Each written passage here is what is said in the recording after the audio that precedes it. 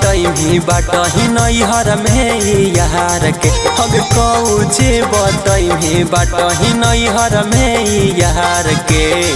देखता बालमुआ जब घर के गे छौड़ी गे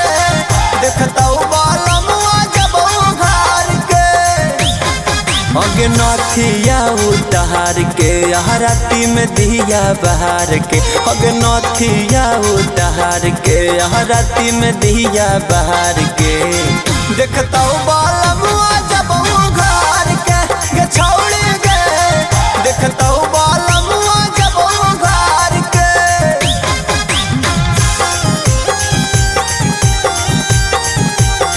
आप सुन रहे हैं मुकेश मिलन यादव जी को।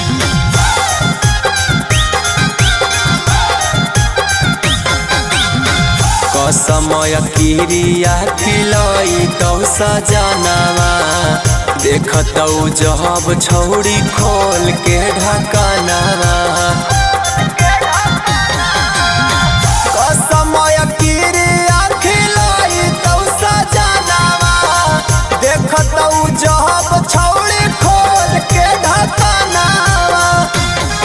केवाड़ी में किली महार के अग टंगरी पसार के केवाड़ी में किली महार के अग टंगरी पसार के देखता बालमुआ जब घर के गे छौड़ी गे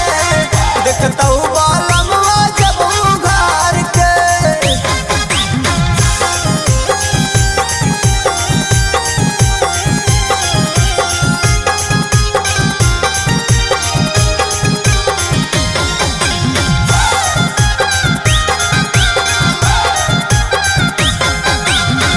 नैहर के चसा कहला सब तोर छोड़ाई तो मारी मारी बेला न से तोरा सरी आई तो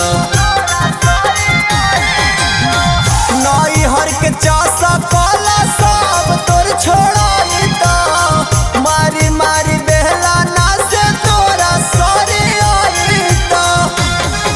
अगे होठ पसाटा के चुमा देव हकी यार के बाट हकी ऐसे जैसे फंड सारा कार के देखता बालमुआ